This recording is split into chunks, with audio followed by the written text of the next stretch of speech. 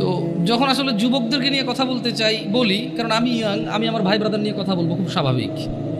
আমি আমার ভাই এবং বোনদের বুঝি, হয়তো অতটা না, অল্প কিছু কিছু, সব না। তো এটার অনেকেই বোঝে, হয়তো আমাকে আল্লাহ বলার তৌফিক দিছে, আপনাকে আল্লাহ বলার শোনার তৌফিক দিছে, এটা আমাদের মধ্যে ম্যাচ করছে। নাহলে জানে না এরকম মানুষ কিন্তু কম, সমাজে জানে না এমন মানুষ কম, আর মানে এমন মানুষও কম। একটা জায়গায় সিমিলারিটি আছে, জানে না এমন মানুষও কম, আবার মানে এমন মানুষও কম। তার মানে অধিকাংশ মানুষ জানলেও মানে না। আমি মানে বর্তমান যুবকদের যে প্রবলেমগুলো, এগুলো শুধু যুবকদের ইস্যু না, এগুলো এখন বড়দের ইস্যু। আপনি জানা বলেন, নেশা বলেন, এক লোক 20 বছর বয়সে সিগারেট খায়, সে 50 বছরও খায়। তো এটা আসলে কি যুবকের সমস্যা বলবেন না বৃদ্ধের সমস্যা বলবেন? It's a human problem actually. এটা মানুষের সমস্যা। ওর লোক, ওর চরিত্রের প্রবলেম। ওর এবারে জোয়ান চরিত্র আর বুড়া চরিত্র বলে কোনো কথা নেই জায়গায়। এক লোক গাঁজা খায়, মদ খায়, জানা করে, ও বিয়ের আগেও করছে, বিয়ের পরেও করে। তো এটা কি জোয়ান সমস্যা বলবো আমি? যেটা জোয়ানদের সমস্যা, এটা যুবকদের সমস্যা না। তাহলে ভাবিরা যে অপকর্মে লিপ্ত হয়, ভাবি কখন হয়? যখন কারো বিয়ে হয় তখন সে ভাবি হয়। বিয়ের আগে কেউ ভাবি হয় নাকি? বিয়ের আগে তো কেউ ভাবি হয় না। বিয়ের আগে কাউকে কেউ দুলাভাইও বলে না। তো দুলাভাইরা যে এত প্রবলেম করতেছে শালিকাদের সাথে বা অন্য অন্য কলিগসদের সাথে, এটা তো মানে দুলাভাই কি তার মানে কি মানুষের বয়স যখন 50 হয়ে যায় তখন কি তাকে দুলাভাই ডাকে না মানুষ? অন্য কিছু ডাকে না। আমি যদি, হ্যাঁ, ইয়াংদের মধ্যে ওরা গোপন করতে পারে না। প্রবলেমটা কোথায়? প্রবলেম হচ্ছে 30 বছরের এক লোক মহিলার সাথে শুয়ে সমস্ত সম্পদ ব্যয় করে দিতে রাজি, যাতে কেউ না জানে। আর 17 বছরের ছেলে মেয়ের হাত ধরে এসে বন্ধু বান্ধবকে ফেসবুকে স্ট্যাটাস দিবা, আজকের সাথে হোটেলে ছিলাম। এইখানে একটা ডিফারেন্সই আছে, যেটা আমি ফাইন্ডিং যেটা করছি আর কি। অপরাধ প্রবণতা আসলে জোয়ান বুড়া বলে কথা না। যার চরিত্র খারাপ তার চরিত্র খারাপ, যে আল্লাহকে ভয় করে না সে করে না। প্রবলেম হচ্ছে 35 বছরের ছেলে তার কলিগের সাথে অবৈধ সম্পর্ক, মহিলার সাথে অবৈধ সম্পর্ক লিপ্ত হয়, এবং সে প্রয়োজনে এখানে চাকরি ছেড়ে দেবে, জমি বিক্রি করে ফেলবে, এটা যাতে কেউ না জানে। তাহলে কেন তার সংসার ভাঙবে? আর 15 বছর একটা ছেলে, যাতে তার প্রেমিকার অন্য কোথাও বিয়ে না হয়, সে মিশা মিশা বলে, ওই তো আমার সাথে ছিল ভাই 7 বছর থেকে সম্পর্ক, আপনি কি কোন বিয়ে করবেন ওরে? ওর পর থেকে সরে দাঁড়াও, আমার প্রেমিকা। সো একজন জিনা করে ক্লেম করে, যতটুক করে এর থেকে বাড়াই বলে, কেন? যাতে ওর সিকিউরিটি হয়, এ মেয়ের যাতে অন্যকে বিয়ে না করে, ওই বিয়ে করে। আরেকজন জেনা করে প্রয়োজনের সম্পদ এখানে কোরবান করে দেবে, কেন? কারণ যদি কেউ শুনে তাহলে ওর সংসার ভেঙে যাবে, মানে বিয়ে যেটা সেটা ভেঙে যাবে। দুইজনের সাইকোলজি দুই রকম, এই একটা পার্থক্য আমি দেখছি। আদারওয়াইজ বুড়া জোয়ান কেউ পিছায় নাই আর জানাবে বিচারে। কেমন? আবার যুবকরাও তো গোপন করতে পারে না। ও একটা হোটেলে যাবে, একটা পার্কে যাবে, সবার দিকে তাকায় থাকবে। এখন আমি যদি এই যে দাড়ি টুপি রেখে পাঞ্জাবি পরে যদি পাশে একটা বোরখা পরা মহিলা আমার পাশে হাঁটে, আমি যদি 10 ঘন্টা না 20 ঘন্টাও হাঁটি, পৃথিবীর একবারে অচেনা জায়গায় হাঁটি, পাবলিক ধরেই নিবে যারা বউ জামাই। প্রবলেম হচ্ছে 16-17 বছরের যুবক, গায়ে স্কুল মাদ্রাসার ইউনিফর্ম, মহিলা আবার বোরখানা যদি বস্তা গায়ে দিয়েও থাকে, লাভ নাই। পাবলিক কবো যে এরা কারারে, কেন হাঁটতেছে এই জায়গায়? এই কিছু প্রবলেম ফাইন্ডিংস হয় ইজিলি, কেমন? আদারওয়াইজ সব মানুষই এখন বেখেয়ালি। আফসোস লাগে কোন যুবকের জন্য, যে যুবক তার যৌবন আল্লাহ দিছে, তার মেধা আল্লাহ দিছে, যে যুবতী তার যৌবন আল্লাহ দিছে, মেধা আল্লাহ দিছে, কি একটা তর তাজা বয়স, কি একটা টাটকা ব্রেন, সুবহানাল্লাহ, একদম ফ্রেশ ক্লিন, এত পাপে জর্জরিত না, পাপ করে জং ধরে যায় না, এমন একটা হৃদয় আছে ওর। আল্লাহ ওকে দিছে এটা, সুবহানাল্লাহ। ওই হৃদয়টা দিয়েও সে অনুভব করে না আল্লাহকে এবং দ্বীনকে। সে উদাসীনতায় সে তার সময় পার করে। কার মতো? যেই লোকটা 50 বছর বয়স অপরাধ, চুরি, মিথ্যা কথা, জানা, ব্যভিচার, বাপ্পার সাথে অন্যায় অবিচার, মানে হারাম খাওয়া হতে, ইচ অ্যান্ড এভরি হারাম যেটা আল্লাহ নিষেধ করছে সেটা সে দৌড়ে দৌড়ে গিয়ে আগলে নিছে, যেটা আল্লাহ হালাল বলছে সেটা সে ভাগতেছে, সে পলায়ন করতেছে। 50 বছর তার বয়স। জং ধরা হৃদয়ের মানুষ যেমন বেখেয়ালি, আর 16 বছর, 20 বছর, 22 বছর, 25 বছরের যুবক ভাই অথবা যুবক বোন ওর মতোই উদাসীন। এই জিনিসটা আমাকে কষ্ট দেয়। তোমার হৃদয়টা তো জং নাই, তোমার তো এখনো মানে যদি পাপ কম বেশি যাই হোক, ক্ষমা চাইলে এটা ক্ষমাকারী কে? আল্লাহর কাছে কোনো কিছুই কম না, কোনো কিছুই বেশি না। আল্লাহ যে পিঁপড়া সৃষ্টি করছে এটা তুচ্ছ না। আবার পুরো পৃথিবীর আসমান জমিন ভর্তি যদি কেউ অপরাধ করে, এটা আল্লাহর কাছে বেশি না। বুঝতে পারছি? মানে আল্লাহর ব্যাপারটাই ডিফারেন্ট, সুবহানাল্লাহ। আল্লাহ সুবহানাহু ওয়া তাআলার ব্যাপারটাই ভিন্ন, ওনার উদারতাই ভিন্ন। যদি পিঁপড়া পায়খানার মধ্যে যে ব্যাজ না হয় এভাবে এভাবে হাঁটে, অনেকে দেখলে ঘৃণা করে বমি করবে, মহিলারা দেখলে ছোট ছোট তেলাপোকা দেখে মহিলারা লাভ দিয়ে খাটে উঠে যায়, ভয় পায়, ইয়াক ওয়াক করে ঘরে ঢোকে না। এই জিনিসটা আল্লাহর কাছে তুচ্ছ না। শুকর খাওয়া হারাম, আল্লাহর কাছে এটা তুচ্ছ না। আমার জন্য খাওয়া নিষেধ, এটা আল্লাহ সৃষ্টি। কুকুর আমার জন্য খাওয়া নিষেধ, কিন্তু এটা তুচ্ছ না, এটা আল্লাহ সৃষ্টি, কেউ বানাইতে পারবে না এরকম কিছু, রাইট? আবার আসমান থেকে জমিন পর্যন্ত অপরাধ আল্লাহর কাছে বেশি কিছু না। আল্লাহই ভিন্ন, সুবহানাল্লাহ।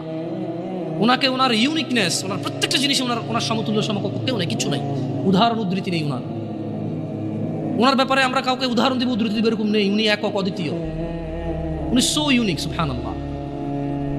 উনি আলটিমেট ইউনিক, এরপর আর কিছু নাই। সো যুবকদের এই জিনিসটা খুব খারাপ লাগে, উদাসীনতার এই ব্যাপারটা। আল্লাহ সুবহানাহু ওয়া তাআলা কোরআনুল কারীমে বলেন যে আফা হাসিবতুম আন্নামা খালাকনাকুম আবাসা, তোমরা কি মনে করেছো বা তোমরা কি মনে করেছিলে যে ওয়া আন্নাকুম ইলাইনা লা তুরজাউন, মানে তোমাদেরকে আল্লাহ অনর্থক সৃষ্টি করেছেন এবং তোমরা আল্লাহর কাছে ফিরে যাবে না, তোমাদেরকে আল্লাহ ফিরাই নেবে না, ওনার কাছে ফিরতে হবে না, তোমরা ভাবছো?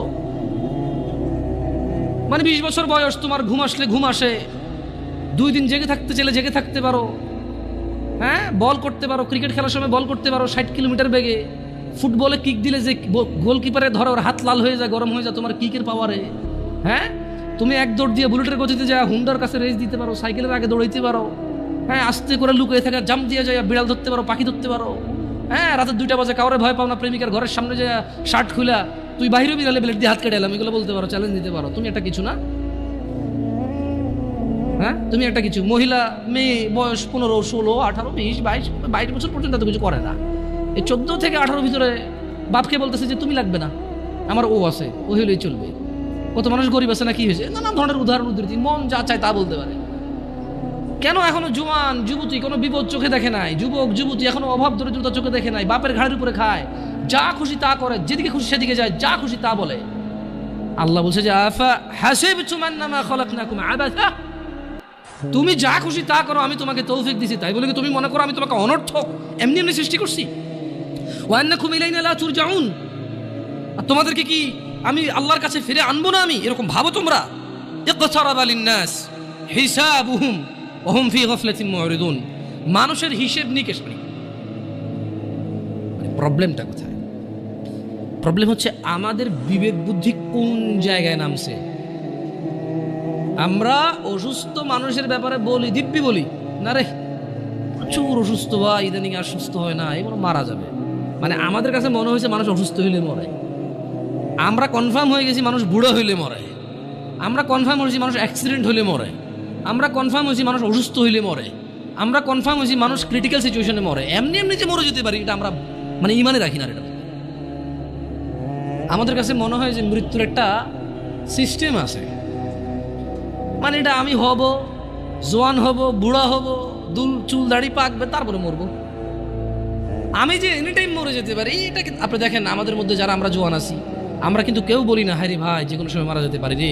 আমরা সবসময় বলি যে আমার দাদা অনেক বুড়ো হয়ে গেছে, বাঁচবে না মনে হয়, আমার আম্মা আইসিইউতে দোয়া করেন ভাই বাঁচবে না মনে হয়, আপনার ভাবিটা ভাই বাচ্চা হওয়ার সময় মানে এক্সট্রা ব্লিডিং হচ্ছে, বাঁচবে না মনে হয়। ঠিক আছে, ওগুলো ক্রিটিক্যাল সিচুয়েশন, কিন্তু এরকম হাসপাতালে গেলে যদি মানুষ মারা যায় তো তাহলে কেউ হাসপাতালে যেত না। তার মানে হাসপাতালের রেশিও কি 100 জন ঢোকে 30 জনও মারা যায় না। আমি ভুল বলছি? প্রতি 100 জন যারা আজকে হাসপাতালে গেছে 20 জন মারা যাবে এদের মধ্যে। তার মানে যত মানুষ মরে হাসপাতালের বাইরে মরে। মানে আপনি এখন যেখানে বসে আছেন অথবা আমি যেখানে বসে আছি, খুব একটু সূক্ষ্মভাবে যদি চিন্তা করি, আমরা হাসপাতালে যারা যায় তাদের মরার চিন্তা আমরা করি প্রচুর,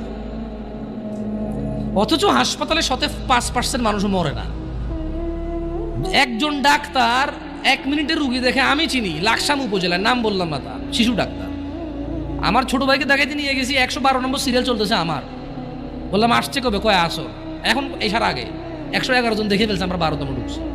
এর মধ্যে কিছু লোক আসে নাই, আবার কিছু লোক তো তার পিএসএ হয়তো 100-200 টাকা খেয়ে সিরিয়াল বাইরে দিয়ে দিচ্ছে না, তো আমি এটা যোগ বিয়োগ ধরে মাইনাসে প্লাস ধরে ফেলছি, বুঝছেন? আমি চিন্তা করলাম যে সে তো 140 মানে 100 সর্বোচ্চ 160 থেকে 70 মিনিটে সে 112-13 জন রুগী দেখে ফেলছে। তো ওর যদি গড় রেশিও করে 1000 তো 2 জন মরতেছে না ওইখানে হাসপাতালে। একটা বিশাল হাসপাতাল, ভর্তি হইতে পারে রুগী 100 জন 150 জন, ওখানে কি ডেইলি 20 জন মারা যায়? বরঞ্চ সরকারি হাসপাতালগুলো ভয় পায় মারা যাবে বলে যে ঢাকা মেডিকেলে নিয়ে চলে যান, জানা যে ওখানে মারা গেলে কোনো সমস্যা নাই, দায়বদ্ধতা নাই তেমন, ডাক্তারদের জবাব দিতে নাই, সরকারি হাসপাতাল মরছে, রুগী ক্রিটিক্যাল ছিল মরছে, আর গরিব মানুষ যায় ওখানে, আমার মতো লোকেরা যায়। সো আমাদের উদাসীনতার মাত্রা কত নিচে, মানে একটা মাত্রা থাকে না, ওই যে বলাতে শুনে না, ছি তুই এত নিচে নামবি ভাবিনি, এই টাইপের ভাবিনি, মানে আমরা নিজেরাই ভাবতেছি না যে আমরা কত নিচে নামছি। অথচ আল্লাহ সুবহানাহু ওয়া তাআলা বলেছেন ইকতারাবা লিন-নাসি হিসাব, আপনি বলছেন মরার কথা, আমি আর আপনি এখানে ডিসকাস করতেছি 2023 ডিসেম্বরের আজকে 1 তারিখ, রাইট? আজকের দিনে আমি আর আপনি ডিসকাশন করতেছি আমরা কেন মরার কথা ভাবি না, খালি অসুস্থ রোগী ভাবে, কিন্তু আল্লাহ মরার কথা না। আমার বাপ চাচা মরছে, দাদা মরছে, বাবা আদম আলাইহিস সালাম হতে সবাই মরছে, যারা ছিল, আমরা যারা আছি মরবো, আমাদের পরে যারা আসে তারা মরবে, কিয়ামত পর্যন্ত যত মানুষ আসবে সবকিছু নষ্ট হয়ে যাবে, মরে যাবে, পৃথিবীতে চলে যাবে, কত দূরের কথা। অথচ আমি আর আপনি 2023 ডিসেম্বরে চিন্তা করতেছি, মরার কথা আলোচনা করতেছি, এটাই আমাদের বুঝে আসতেছে না। কোরআনুল কারীমে আল্লাহ তাআলা বলছে যে ইকতারাবা লিন-নাসি হিসাবুহুম ওয়া হুম ফি গাফলাতিন মু'রিদুন, আরে মরা তো দূরের কথা, মানুষ যে মরে যাবে, হাজার হাজার লক্ষ লক্ষ বছর পার হবে, হাসর হবে, ওর বিচারের দিন হবে, এটাই নাকি নিকটে। বলছে যে মানুষের হিসেব নিকেশের সময় আসন্ন, এই চলে আসতেছে, অথচ তারা ওহুম ফি গাফলাতিন মু'রিদুন, অথচ তারা উদাসীনতায় মুখ ফিরিয়ে রয়েছে। আপনি আর আমি বাঁচার স্বপ্ন দেখি, বুড়ো হয়ে মরবো এই প্ল্যান করি, আর আমরা মরে আমাদের পরের প্রজন্ম হাজার হাজার প্রজন্ম মরে যাবে, জন্ম হবে, বেঁচে থাকবে 60 70 100 বছর বাঁচবে, সব কিছুর পরেও এই সব কিছু মিলিয়ে আল্লাহ বলতেছে যে আর এদের হিসেবের সময় তো চলে আসছে, এই চলে আসতেছে, অথচ এরা এখন উদাসীনতা। আপনাদের মনে হয়েছে কি কিয়ামত ঈসা আলাইহিস সালাম আসবে, তারপরে মানুষ ওপেন কুকুর বিড়ালের মতো রাস্তাঘাটে জানা করবে, মানুষ পশুর মতো আচরণ করবে, মানুষের আল্লাহ নাম ডাকার মতো লোক থাকবে না, তারপরে কিয়ামত হবে? এটা তো ঠিক কথা, এটা তো সমষ্টিগত কিয়ামত, মানে এরপর আর কোনো কিছু অবশিষ্ট থাকবে না। এরপরে কি, যখন ওই কিয়ামত হবে তখন আর কোনো কিছু কি অবশিষ্ট থাকবে না, কিন্তু যে ব্যক্তি যেদিন মারা যায় তার কিয়ামত তখন শুরু হয়ে গেছে। কথা বুঝতে পারি নাই, যে লোক মারা গেছে ও কি ওই ধ্বংস দেখবে? ও তো ধ্বংস হয়ে গেছে, শেষ। যে যখন মারা যায় তার কিয়ামত তখন। আর যেটা আল্লাহ তাআলা যেটাকে বলছে ইযা যুলজিলাতিল আরদু জিলজালাহা, যখন পৃথিবী প্রবল কম্পনে প্রকম্পিত হবে, ওটা তো সবাই কম্পিত হবে। কেমন? আচ্ছা, তো যুবকদের বা যুবতীদের উদাসীনতার মাত্রা এত নিচে যে শুধু বড়রা মুরব্বীরাই মরবে, ওরা মরবে এটা মনে করে না। অনেক সময় বলে যে এখানে মা বাপের খুব বড় একটা বাজে ভূমিকা থাকে। কেমন? আমি বড় অবাক হলাম, আমার কাছে মেসেজ আসে ছেলেপেলের যে আমি কলেজে পড়ি, স্কুলে পড়ি, ভর্তি হয়েছি, দাড়িটা রাখার আমার খুব ইচ্ছা। আমি, কেউ বলে হুজুরদের, কেউ বলে আলেমদের, কেউ বলে শেখদের, যে যার মতো করে বলতে পারে, বলে যে আমি ওয়াজ মাহফিল কিছু লেকচার শুনি, দাড়ি রাখার এত প্রবল ইচ্ছা আমার, এত শখ, আমি দাড়ি কাটবো না। কিন্তু বলছে যে হুজুর আমার দাদা, দাদু, আব্বা আর আম্মা, একটা পরিবার এত জঘন্য হলে কিভাবে হবে? একজন দুজন না হয়, দাদা, বাপ, দাদা, দাদি, মা, মানে কি? আমি ওই দাদাকে বলতে চাই, তোমার বাপে মুজরা করে নাই, তোমার ঘরে টেলিভিশন ছিল না, প্রযুক্তি ছিল না, তোমারই এখন দাড়ি রাখতে মন চায় না। তুমি তোমার নাতিকে আর ছেলেকে যে দাড়ি রাখতে দিচ্ছ না, পর্দা করাচ্ছ না মেয়েদেরকে, তো যাদেরকে রেখে পৃথিবীতে চলে যাবো, ওরা তো ন্যাংটা হাঁটবে গো, ন্যাংটা হাঁটবে ওরা। তুমি বলছো যে একটু ঢাকো, নাহলে শরম। হ্যাঁ, ওরা ন্যাংটা হেঁটে বলবে সাহসের ব্যাপার, পর্দা হলো মনে। তুমি বলতেছো যে পর্দা হাত পা সব ঢেকে চলাকে বলে না, মনের পর্দা। তো ওরা এটাকে পুরো অ্যাপ্লাই করে ফেলবে। এটা আফসোসজনক কথা। কেমন? মানে একটা পরিবারের বাপ যদি বলে ছেলেকে দাড়ি কাটতে, ছি ছি ছি ছি ছি, এটা ঠিক এরকমই তো, যে কেউ কোনো বাপ তার ছেলেকে বলতেছে তোমার বোনকে বিয়ে করো। হ্যাঁ, এই এরকম এটা দাড়ি কাটার কথা বলছে, নাউজুবিল্লাহ বলে না, অথচ দুটি আল্লাহর বিধান। মানে ব্যাপারটা হয়ে গেছে কি, মহিলা তার স্বামীকে বলতেছে তুমি ভালো হও, প্লিজ তুমি ভালো হও। তো ভালো কিভাবে হবো আমি? তুমি না সিগারেট খেয়ে ওকে খাইলাম না, তুমি না অন্য মেয়েদের সাথে কথা বলবো না, হ্যাঁ বললাম না। তো তুমি না নামাজ পড়ো, হ্যাঁ পড়লাম, আমি বিয়ে করবো না। না, আরে বেটা, নামাজ পড়তে আল্লাহ বলছে, বিয়ে করতে আল্লাহ বলে নাই? বিধান দুটো কি দুজনে দিছে নাকি? না না, আমি ইনফ্লুয়েন্স করতেছি না, আমি নিজেই একটা করছি, আলহামদুলিল্লাহ। কঠিন রে, কঠিন, খুব কঠিন। যাই হোক, আমাদের বলা অনেক সহজ, করা অনেক কঠিন। কেমন? যাই হোক, আল্লাহ ইল্লা মাশা আল্লাহ। তো মানে ইসলামের বিধানটা কেমন? বাপ মা বলতেছে যে বেকার থাকিও না, বেকারকে ইসলামও পছন্দ করে না, কিন্তু ইসলাম কি ঘুষ অ্যালাউড করে? সুদ অ্যালাউড করে? হারাম সিগারেট বিক্রি করার কোম্পানিতে কাজ করা ইনকামকে অ্যালাউড করে? সুদি ব্যাংকে চাকরি করা টাকাকে ইসলাম অ্যালাউ করে? মা বাপ বলে যে বেকার থাকিও না, ইসলাম পছন্দ করে, মুসলিমরা বেকার থাকতে নাই। কিন্তু এই মা বাপই টাকা ইনকাম হলে আবার ওই যে ইসলামের দোহাই দিয়ে ওকে চাকরি করতে বলে, ওই ইসলামের দোহাই দিয়ে আর উপার্জনটা হালাল নাকি হারাম এটার পরামর্শ দেয় না, হইলেই হইল ইনকাম।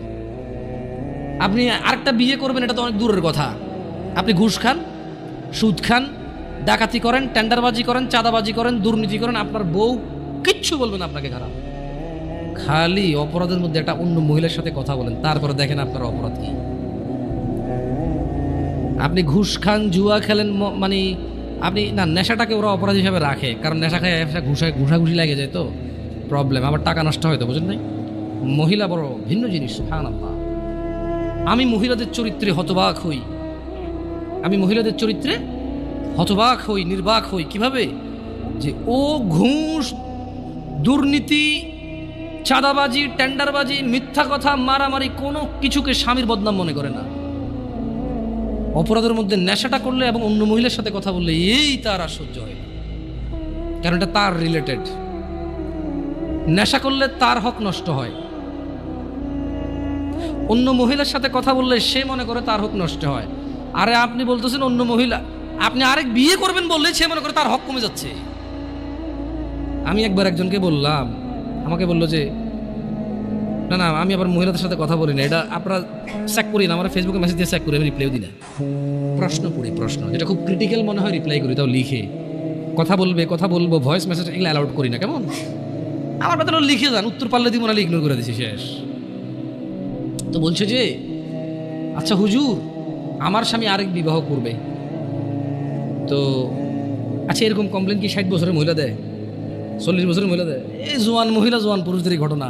এই মাত্র দাড়ি টাড়ি রাখছে, একটু কোরআন পড়তেছে, বিয়ে অর্ধেক দিন, হ্যাঁ একটু আগে 4-5টা গার্লফ্রেন্ড ছিল আর কি, এখন সে একটু দিনে চলে আসছে না, দিনে চলে আসছে। 4-5টা গার্লফ্রেন্ড ছিল, হ্যাঁ 1 লাখ বোনই থাকতে ইসলাম তো বিয়ে অ্যালাউডই করছে। এখন সে বিয়ে করছে 3 বছর, আরেক বিয়ে করার জন্য পাগল হয়ে গেছে 1.5 বছর থেকে। মানে তার প্রথম বিয়ের বয়সে 3 বছর 1.5 বছর থেকে ঝগড়া চলতেছে, করে আরেক বিয়ে লয়ে। বুঝেন, ওই ক্যাটাগরির কিছু সিচুয়েশন আছে। তো মহিলা বলছে যে মানে দিনী বোন বলছে যে লিখছে আর কি। তো আমি মনে হয় 15 বা 20 দিন পরে মেসেজ ওপেন করে দেখলাম যে বলি হ্যাঁ লম্বা এক চিঠি। প্রথম কথা এত লম্বা লিখলাম, ইগনোর করে পড়ি না, আমি কিন্তু কে পড়বে এটা। তো তারপর আল্লাহর ওয়াস্তে পড়তে বলেছে, আমি লিখেছি যে আল্লাহর ওয়াস্তে বলা ঠিক না, আপনি এটা বলবেন না কখনো, কেমন কাউকে বলবেন না। তো ঠিক আছে, পড়তেছি এক পর্যায়ে বললো যে আমার স্বামী আরেক বিবাহ করতে চায়। তা আমি বললাম আল্লাহ তাকে এই অধিকার দিছে, করতেই পারে, হোয়াট ইজ ইউর প্রবলেম?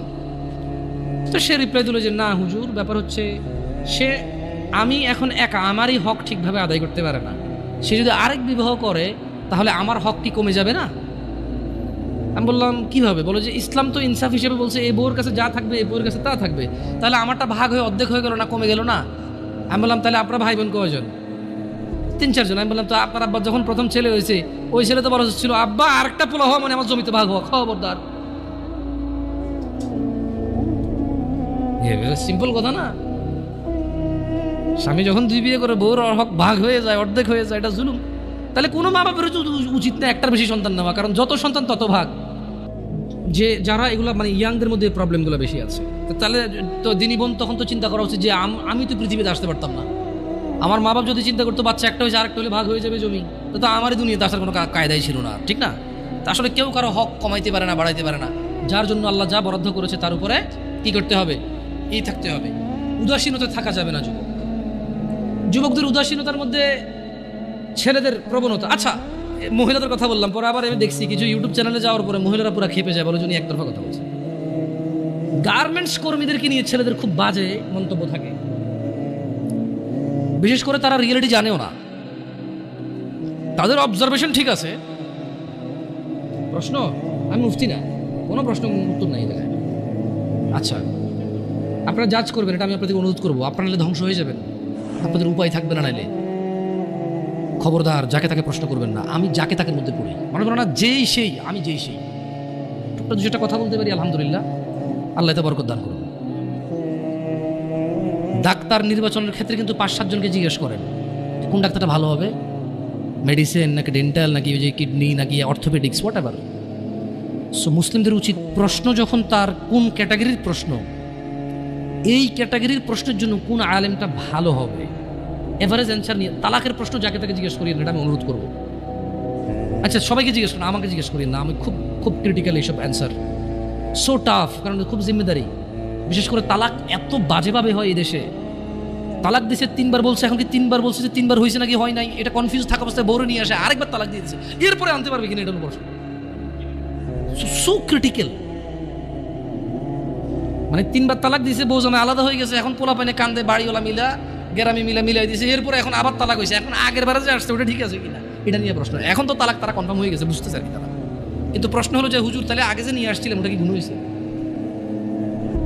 মানে প্রশ্ন এখন এরকম হয়ে গেছে, বউ জামাই তালাক হয়ে গেছে 5 বছর, যা সেটা বাচ্চা হয়েছে আর কি, মাঝে মধ্যে আসতো। বউ জামাই তালাক হয়েছে 5 বছর, বউরও বিয়ে হয় নাই কোথাও, জামাইও বিয়ে করে নাই, এখন এটা আবার বিয়ে করতে চাচ্ছে, আবার নাকি বিয়ে করবে না।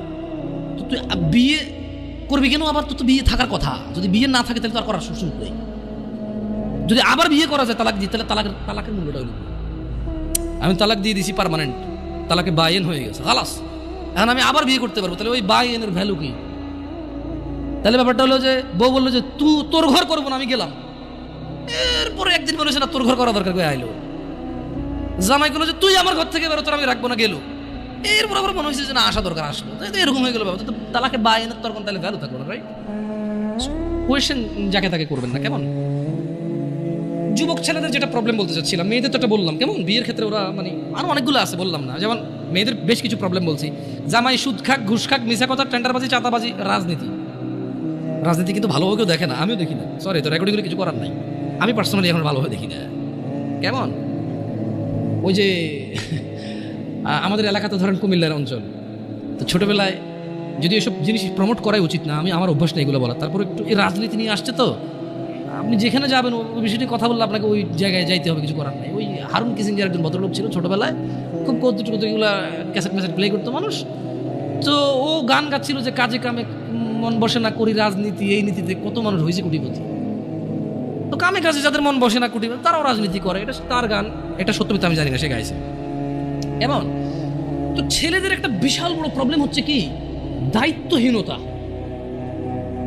উদাসীনতার সবচাইতে খারাপ সিচুয়েশনটা ওদের ভিতরে সবচাইতে বেশি দেখা যায় দায়িত্বহীনতা। ইভেন যুবককে যদি তার মা বলে 1 কেজি চাল নিয়ে আসো, সে বলছে পারবো না, ভাইকে পাঠাও, অমুককে পাঠাও। আমি সর্বনিম্নটা দিয়ে বললাম আপনাকে, শহরে তো আপনারা অনলাইনে অর্ডার করেন, এই করেন সেই করেন, গ্রামের কথা বললাম আপনাকে। বলছে যে গার্মেন্টস কর্মীরা সব মেয়েরা কেন কাজ করে, সবাই তো কমপ্লেন দিচ্ছে, আমি মনে বলতেছি কাজ করতে না, আমি বলছি না, কতগুলো বুঝের লোক আছে এখন বসে বসে কমেন্ট করবে, তো আপনি কি বলতে চাচ্ছেন ওরা কাজ করবে? আরে ভাই আমি কিছুই বলতে চাচ্ছি না, আমি বলতে চাচ্ছি যে এত যে সমালোচনা করেন, রাইট, ভুলকে তো ভুল বলতেছেন, কিন্তু দেখেন না কোন মেয়েটা গার্মেন্টসে কাজ করে, আপনার মতো কোনো পুরুষ বিয়ে করছে, আমার মতো কোনো পুরুষ বিয়ে করছে, 2টা বাচ্চা হয়েছে, পাড়া প্রতিবেশী 200, 300, 500, 600, 1000 টাকা করে হাওলাত নিয়ে চলে গেছে, 6 মাস আসতেছে না, ওই মেয়েটা গার্মেন্টসে কাজ করছে। মা বলতেছে তুই মরস না কা, তোর বিয়ে দিছে, তোর ঘর টিকলো না, দুনিয়ার আর সবাই জামাইয়ের ঘর করতেছে না, এখন যে জায়গায় বিয়ে দিছে ওই ছেলে মদ খায়, গাঁজা খায়, জুয়া খেলে, কাজ করে না, ঋণ করে চলে, ওটা ডেলি রাত্রে এসে মারে মেয়েকে, তো ডেলি মার খাওয়ার চেয়ে মেয়ে এসে বাপের বাড়িতে থাকে, বাপ মা বুড়ো হয়ে গেছে, ভাইয়ের বউর সাথে ঝামেলা, মা প্রতিদিন কাঁদে আর চোখের পানি মোছার বলে তুই মরস না কা, যেদিন ওই তোর লবণ দিয়ে কেন মেরে ফেললাম না আমি। That's real example and it's so true. আপনি হয়তো একটা ফ্ল্যাটে থাকেন, একটা গাড়ি আছে আপনার, অথবা গাড়ি নেই, বাপের আপনার 60,000 টাকা বেতনের চাকরি আছে, আপনি বুঝেন না এটা, বাট দিস ইজ রিয়েলিটি। আমি বলবো যে গার্মেন্টসে সবাই এরকম না, গার্মেন্টসে তো 5 লাখ টাকা বেতনের মহিলা আছে চাকরি করে, সে চাকরি করে তার ভিন্ন কারণে, তার স্বামী এসে বলে যে কেন আমি তোমার ইনকাম কেন খাবো, আমি আর্ন করবো এবং আমি ব্যয় করবো, হু আর ইউ, তুমি কি কথা বলার এখানে, আমি কামাবো, খরচ, ব্যয় ডিফারেন্ট থাকে, কেমন থাকে, কিন্তু যাদেরকে বেশি তিরস্কার করি আমরা, আর আপনি খারাপকে কি আমি ভালো বলতে বলছি, যে একটা পুরুষ বলুক তো ওর বোনকে চালায়, মাকে চালায়, বউকে চালায়, মেয়েকে চালায়, আর ওরা গার্মেন্টসে যা কাজ করতে চায়, পৃথিবীর কোন মানুষ কাজ করতে চায়? শুনেন, এখন তো ছোট, আপনারা বুঝতেছেন না, যেদিন চাকরিতে ঢুকবেন ওই দিন আপনি অনুভব করবেন যে পৃথিবীর কোনো মানুষ যদি কোনো অপশন থাকে যে চাকরি না করে খাইয়া পরে বাসে থাকা যাবে, ও চাকরি করবে না, বলবো আমি গাড়ি চালাবো না, বাট আমি চাকরি করবো না, আমি এমনি বেঁচে থাকবো খাইয়া পরে। অসুস্থ হলে যদি বেশি টাকা না লাগতো মানুষের, বোন বিয়েতে যদি টাকা না লাগতো মানুষের, বাজার করতে যদি টাকা না লাগতো মানুষের, অধিকাংশ মানুষ বলতো যে ভাই যদি কেউ বলতো যে দিনে তোর একটা করে ঘুষি দিব আর পুরো দিন তোর থাকা খাওয়া শিখছে সব আমার, ভাই আসতে দিস ভাই, একটু প্রয়োজনে কম খাওয়াইস, কম কম পোশাক দিস, হাসবেন হয়তো আপনি, বাট এটা হয়তো হইতে পারতো হয়তো। কারণ আমরা তো দেখি চাকরিজীবীদের কি বিরক্তি, চাকরিজীবীদের যে চাকরি করা কি বিরক্তি। না, বিরক্ত হওয়া উচিত না, কর্ম করা উচিত। আমি রিয়েলিটি বলতেছি, মানুষের মানে এক্সপ্রেশনটা বলতেছি আপনাদেরকে। তো ছেলেদের উদাসীনতা না হলে মেয়েরা কেন মানে আপনি একদিকে বলতেছেন যে এটা, আরেকদিকে দোষটা কার? দোষটা কি ওই মেয়ের যে কাজ করে? না, ওরও আছে। কিন্তু আসলে কত নিরুপায় মানুষ আছে, আপনি কথা না বললে বুঝবেন না ভাই, বিশ্বাস করেন, কথা না বললে বুঝবেন না। ও হয়তো ও আল্লাহকে ভয় করলে আল্লাহর জন্য ভালো রাস্তা দিত, ও তো আল্লাহকে ভয় করে না, জানা ব্যভিচার, মানে গার্মেন্টসে যাওয়ার আগেও তো খুব একটা ভালো চলাফেরা করছে তা না। আপনি গার্মেন্টস কেন বলবেন? আপনি ধরেন না একবারে কোনো বড় কোনো একবারে ধরেন কিছু একটা বিশাল আয়োজন, ওটাই হোক না হোয়াট এভার, কিন্তু বাপরে এরা জানি আবার টাইটেল জানি যে নারী কি উন্নয়নে বাধা দিচ্ছি আমি। না না না না, ওগুলো বলতেছি না, আমি নারীদের পক্ষে বলতেছি যে বোন, তোমার কষ্ট আমি অনুধাবন করতেছি, আমি তোমার কষ্ট অনুধাবন করি যে তুমি কোন দুঃখে তুমি 12,000 টাকার জন্য রাস্তায় নেমে তুমি আন্দোলন করো। কারণ তোমার ঘরে থাকা স্বামীটা এতটাই অযোগ্য, তোমার ঘরে থাকা ভাইটা এতটাই বেখেয়ালি, এতটাই উদাসীন যে তোমার 4,000 টাকা পুরো মাসে তোমার পিছনে খরচ হবে না, সেটা তোমার ভরণ পোষণ নিতে পারে না। সে 8 ঘন্টার জায়গায় 10 ঘন্টা কাজ করতে রাজি নাই, সে দিনে 7 দিন কাজ করতে রাজি নাই। তার বন্ধু বান্ধব লাগবে, তার আড্ডা লাগবে, তার সিগারেট লাগবে, তার মদ লাগবে, তার জুয়া লাগবে, তার ছক্কা লাগবে, তার ক্রিকেট লাগবে, তার ফুটবল লাগবে। এই সবের পিছনে যতটুকু সময় ব্যয় করে, যে কোনো একটা কিছু বাদ দিলে, যারা সিগারেট ধূমপাই তারা শুধু সিগারেটের টাকা দিয়ে বোন চালাইতে পারে। এমন বহু যুবক, এমন বহু পুরুষ আছে যারা সিগারেট খায় মাসে 3,000 4,000 টাকার, তাদের বোনরা গার্মেন্টসে কাজ করে। যদি বলে যাবে সিগারেটটা খাওয়া বাদ দিয়ে দিচ্ছি, ওর বোনার গার্মেন্টসে কাজ করা লাগে না। সো কোথাও না কোথাও আমাদের পুরুষদের বেখেয়ালি আছে, খামখেয়ালি আছে। আমাদের উদাসীনতা এবং আমাদের দায়িত্বহীনতাই মূল আমাদের দায়িত্বহীনতা হচ্ছে মূল কাজ। আমার মেয়ে, আমার বোন, আমার স্ত্রী, আমার মা, ওরা বের হয়, আমার অজান্তে বের হয় না, আমি ওদেরকে বাধ্য করেছি, দোষটা আমাদের উপরে আসবে। এমনি তো আল্লাহ নবী সাল্লাল্লাহু আলাইহি ওয়াসাল্লাম বলে নাই যে দাইয়ুস জান্নাতে যাবে না, দাইয়ুস জান্নাতে যাবে না। কেন যাবে না? আজকে আপনি গার্মেন্টসে দোষ দিয়ে লাভ আছে? আজকে আপনি ওই ইট ভাঙার কি ব্রিক ফিল্ডে দোষ দিয়ে লাভ আছে? না, দাইয়ুস জান্নাতে যাবে না। মনে রাখবেন, যুবক অবস্থায় এই জিনিসগুলো নলেজ রাখা ভালো। বিয়ে শাদীর আগেই কোন মহিলা যদি বেপরদার কারণে জাহান্নামে যায়, শুধু ও যাবে না, ওর সাথে কেউ না কেউ রিলেটেড থাকবে পুরুষ। কুড বি ফাদার, বাপ হইতে পারে, বড় ভাই হইতে পারে, তারপর হচ্ছে স্বামী হতে পারে। যদি ওর জাহান্নামে যাবার রিজনই হয় বেপরদা, খোলামেলা চলাফেরা, মানুষ হাজার রিজনে জাহান্নামে যেতে পারে। আল্লাহ সবাইকে ক্ষমা করুন এবং হিদায়াত দান করুন, আমিন।